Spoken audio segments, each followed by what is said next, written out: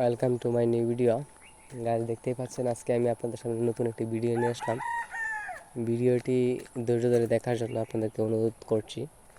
তো ভিডিওটি ভালো লাগলে অবশ্যই সাবস্ক্রাইব, কমেন্ট, লাইক করে দেবেন, বেশি বেশি শেয়ার করে দেবেন। তো আজকে আমি আপনাদেরকে যে বিষয়ে কথা বলবো সেটা হচ্ছে গ্রামের প্রাকৃতিক পরিবেশ নিয়ে কথা বলবো। তো ভিডিওটি যদি ভালো লাগে থাকে অবশ্যই ভিডিওটির পাশে থাকবেন, চ্যানেলটির পাশে থাকবেন। আশা করি আমার কথাগুলো বুঝতে পারছেন।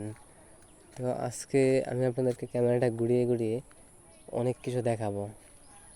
তো আপনারা দেখতেই থাকেন।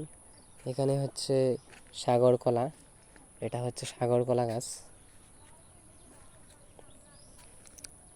আমাদের গ্রামটা আসলে প্রাকৃতিক সৌন্দর্যে ভরপুর। তো গ্রামের প্রাকৃতিক সৌন্দর্যে ভরা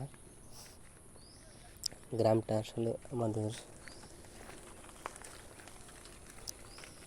আমাদের গ্রামে অনেক কিছু পাওয়া যায়। তার মধ্যে কিছু কিছু বৈচিত্র্যময় পরিবেশ আজকে আমি আপনাদেরকে দেখাবো।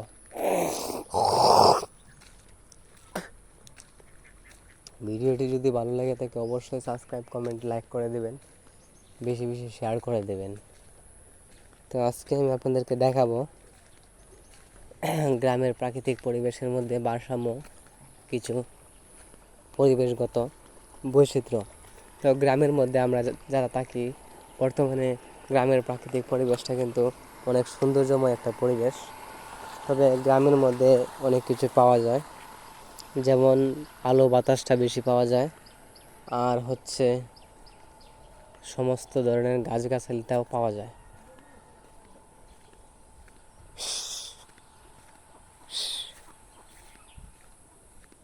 সামনের দিকে দুটি হাঁস, আমি এখন সামনের দিকে নিয়ে যাব ওদেরকে। ওরা জমিতে নেমে ক্ষতি করার চেষ্টা করবে। কই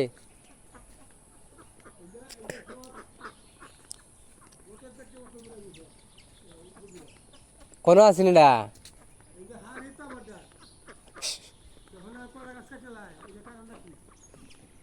কেলাবেন কাটে দেখছি না তো, কেলাবেন কাটে হিন্দু তো যায় না কেউ।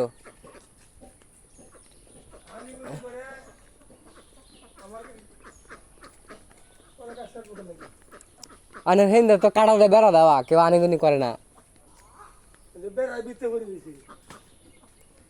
কাটাতে বেড়া দেওয়া মেলা দিন ধরিয়া।